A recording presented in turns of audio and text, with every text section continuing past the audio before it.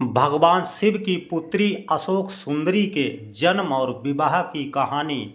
भगवान शिव की एक पुत्री का नाम अशोक सुंदरी था। हालांकि महादेव की और भी पुत्रियां थीं जिन्हें नागकन्या माना गया। जया, विषहर, शामिलवारी, देव और दोतली।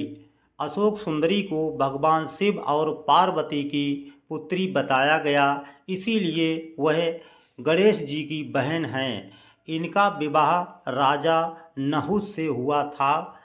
पद्म पुराण के अनुसार अशोक सुंदरी देव कन्या है। दरअसल माता पार्वती के अकेलेपन को दूर करने हेतु कल्प वृक्ष नामक पेड़ के द्वारा ही अशोक सुंदरी की रचना हुई थी। एक बार माता पार्वती विश्व में सबसे सुंदर उद्यान में जाने के लिए भगवान शिव से कहा। तब भगवान शिव अपनी पत्नी पार्वती को नंदन वन ले गए। वहाँ माता को कल्प वृक्ष से लगाव हो गया और वे उस वृक्ष को लेकर कैलाश आ गईं। कल्प वृक्ष मनोकामना पूर्ण करने वाला वृक्ष है। पार्वती ने अपने अकेलेपन को दूर करने हेतु उस वृक्ष से यह वर मांगा कि उन्हें एक कन्या प्राप्त हो। तब कल्प वृक्ष द्वारा अशोक सुंदरी का जन्म हुआ। माता पार्वती ने उस कन्या को वरदान दिया कि उसका विवाह देवराज इंद्र जैसे शक्तिशाली युवक से होगा।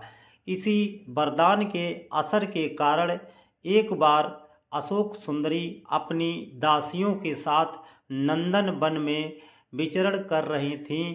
तभी वहाँ हुंड नाम का राक्षस आया, जो अशोक सुंदरी की सुंदरता से मोहित हो गया और उसने अशोक सुंदरी के सामने विवाह का प्रस्ताव रखा।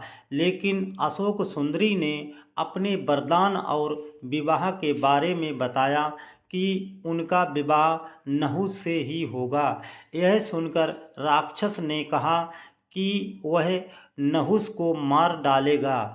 ऐसा सुनकर अशोक सुंदरी ने राक्षस को शाप दिया कि जा दुष्ट, तेरी मृत्यु नहुष के हाथों ही होगी। यह सुनकर वह राक्षस घबरा गया।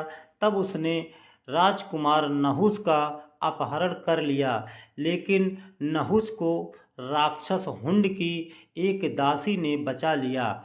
इस तरह महर्षि वशिष्ठ के आश्रम में नहुष बड़े हुए और उन्होंने हुंड का वध किया। इसके बाद नहुष तथा अशोक सुंदरी का विवाह हुआ। विवाह के बाद अशोक सुंदरी ने ययाति जैसे वीर पुत्र तथा 100 रूपवती कन्याओं को जन्म दिया। ययाति भारत के चक्रवर्ती सम्राटों में से एक थे और उन्हीं के 5 पुत्रों से संपूर्ण भारत पर राज किया था। उनके 5 पुत्र का नाम पुरु, यदु, तुर्वस, अनु और दुहु। इन्हें वेदों में पंचनंदन कहा गया है। दोस्तों, ऐसी और कहानी सुनने के लिए वीडियो को लाइक, कमेंट, शेयर जरूर करें।